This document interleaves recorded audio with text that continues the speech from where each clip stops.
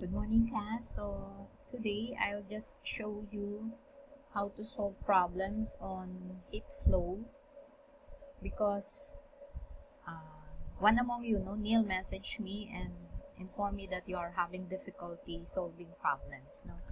So what I have here are some sample problems on heat flow. I will not discuss anymore the concepts because the same have already been discussed in the synchronous class.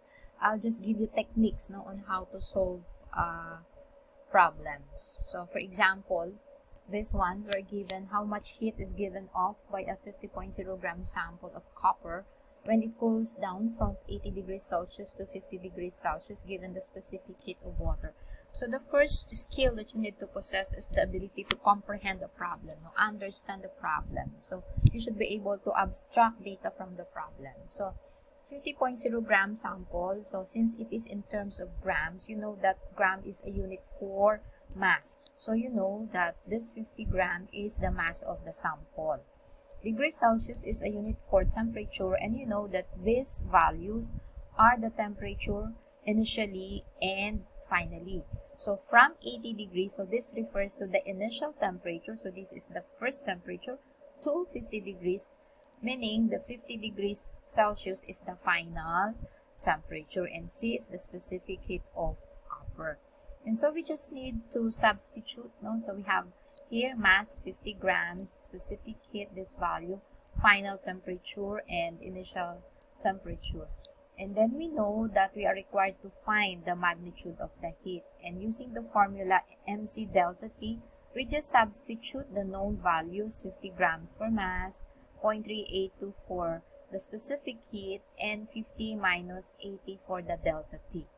And then simple algebraic manipulation would give you negative 573 joule. You know that grams would divide itself, so the quotient will be 1. Degrees Celsius will divide itself. The quotient will also be 1.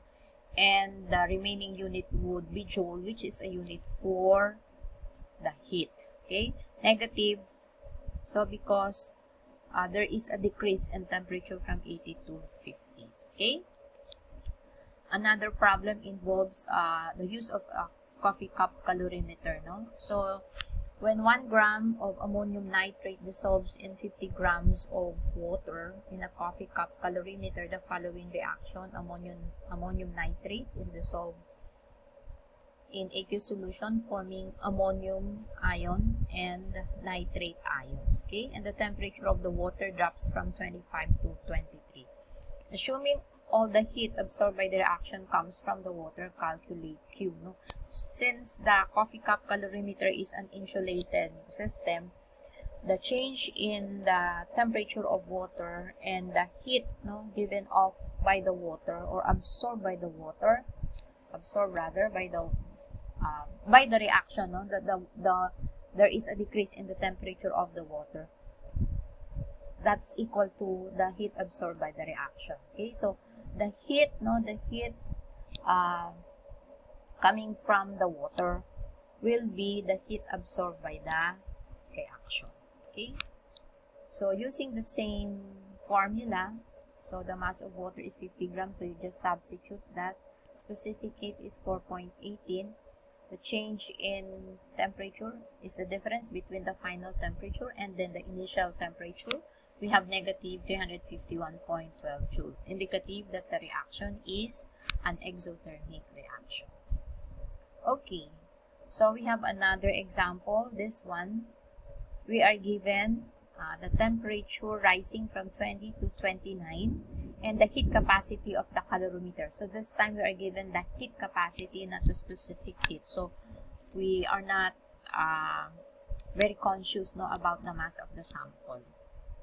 Okay, so we use the capital C referring to the heat capacity, final temperature of 29.82, initial temperature of 20 degrees Celsius. Again, we're required to find the magnitude of the heat of the reaction. So this time, we just get the product of the specific heat and the change in temperature. So substituting the values, 9.33 and then 29.82 minus 20. So degrees Celsius would divide itself.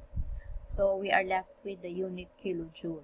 So it's positive, meaning the reaction is endothermic. No? So we need to supply energy for the reaction to take place. Okay, and then we have the phase change and the latent heat. No? As mentioned during the lecture, not all absorption of heat would result to an increase in temperature. Some would affect a phase change, meaning from solid, the sample is converted to liquid, from liquid to gas, and so on. Okay, so instead of the specific heat, we have the latent heat of fusion and the latent heat of vaporization. Fusion, if the sample is solid, converted to liquid. Vaporization, if the sample is from liquid, change into vapor or gas. Okay, so for example, 3 ice cubes are used to chill a soda at 20 degrees Celsius. So we have a soda can, for example, a Coke in can, which is at 20 degrees Celsius and which weighs 0.25 kilogram. So we want to cool it down, so we would use 3 ice cubes. Each ice cube is 6.0 gram. The ice is at 0 degrees Celsius. So what would be the final temperature when all the ice has melted? So we would expect at the end that the temperature of the soda can and the temperature of the ice would be the same. Okay, so again, abstracting. So the first skill that you need to possess is again the ability to abstract data from the problem.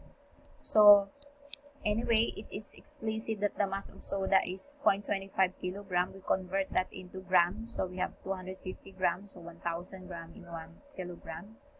So the mass of ice is 6 grams times 3. Why? Because we have 3 ice cubes. The initial temperature of the soda is 20 degrees Celsius, whereas the initial temperature of ice is 0 degrees Celsius. The final temperature would be the same, and we denote that by T. So this is the unknown, the final temperature. Suffice to say, at the outset, we know that the final temperature would be lower than the initial temperature of soda, which is 20, but higher than the initial temperature of ice, which is 0. Okay, so somewhere in between 20 and 0. Okay, so note that the heat lost by the soda is equal to heat gained by the ice. Okay, so we need heat so that ice will melt from solid to liquid, and that heat will be coming from the soda, so that the heat given off by the soda is equal to heat absorbed by the ice. So we have MC delta T for soda and MC delta T for ice. So substituting the mass of soda, 250 grams. So this one is tricky. So yung delta T, so we want our delta T to be positive all the time. So that's a convention anyway. Let's just be our convention. We want our delta T to be positive. Therefore, the final temperature should always be higher than the initial temperature. So the final temperature of soda is 20 degrees Celsius. Again, we want our delta T to be positive. So minus the final temperature, because we expect the final temperature to be lower than this. Whereas the ice, T would be the final temperature because we expect it to be greater or higher than 0 degrees Celsius. And using simple algebraic manipulation, okay, so you multiply this, okay, so you distribute the same, and then solve for T. You will find T to be equal to 18.66 degrees Celsius, which is in consonance with what we mentioned earlier, that the final temperature should be lower than 20 but higher than 0. Okay, so that's one way of checking also if the solution is correct. Okay, another problem is this one. How much heat transfer is necessary to raise the temperature of a 0.2 kilogram ice from 20 degrees Celsius to 130 degrees Celsius? So take note that we have a temperature lower than the melting point or freezing point of water and higher than the boiling point. Okay, so initially, you know that the ice is 200 grams because we converted this 0.2 into grams. Why? Because notice that all constants are in terms of grams. The initial temperature is negative 20 and the final temperature is 130. Note that heat is needed to increase the temperature, okay? So initially we have negative 20 to 0 degrees. So we need heat, no? The ice should absorb heat to increase the temperature from negative 20 to 0, so that at 0, ice would start to melt, no? Another amount of heat is needed to effect a phase change, no? So upon reaching the temperature of 0 degrees Celsius, only then ice would start to melt, no? So solid would change into liquid. So we need heat to effect the change. So that's Q sub 2. And then we have also heat needed to increase the temperature from 0 degrees to 100. So that's Q sub 3. And the heat needed for the phase change from 100 degrees Celsius, so liquid to vapor, that's Q sub 4. And finally, heat is also needed to increase the temperature from 100 to 130 degrees Celsius. So that will be our Q sub 5. Okay, so take note that there are 5 phases to this one. The temperature change from negative 20 to 0, so that's Q sub 1.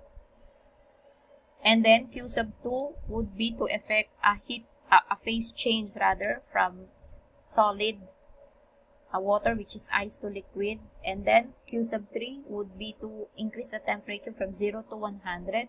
Q sub 4 is a phase change, from liquid to vapor. And finally, Q sub 5 is to increase the temperature from 100 to 130 degrees Celsius. So that's just summative. So you just need to identify Q sub 1, Q sub 2, Q sub 3, Q sub 4, and Q sub. This should have been Q sub 5. This is Q sub 5. I'm sorry. Q sub 5. Alright. This is Q sub 5. So Q sub 5. Alright.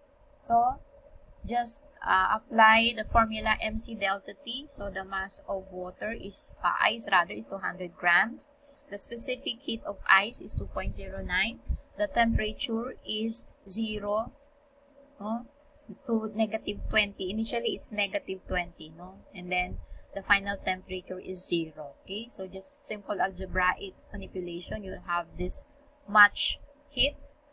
For the second heat involved, so that's latent heat of fusion. So we reach already a temperature of 0 degrees Celsius, then ice would start to melt.